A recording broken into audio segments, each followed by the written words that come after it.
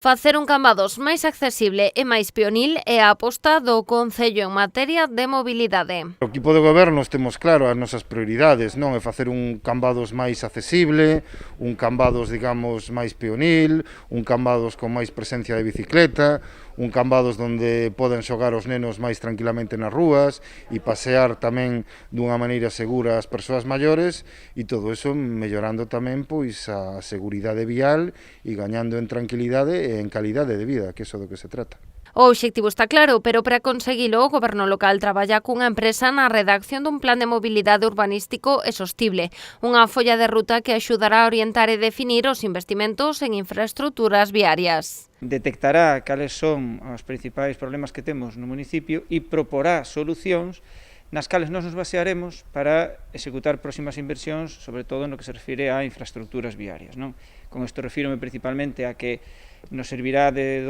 guía, de documento base para beirarrúas, para o diseño de beirarrúas, para o diseño de carrís bicis, para establecemento de áreas disuasorias de aparcamentos,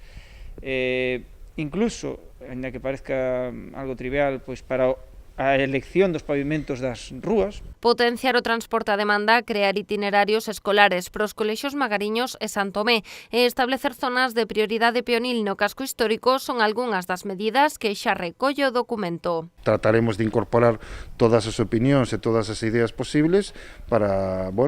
poder implementar polo menos as primeiras medidas de aquí a vindeiro verán, aínda que este plan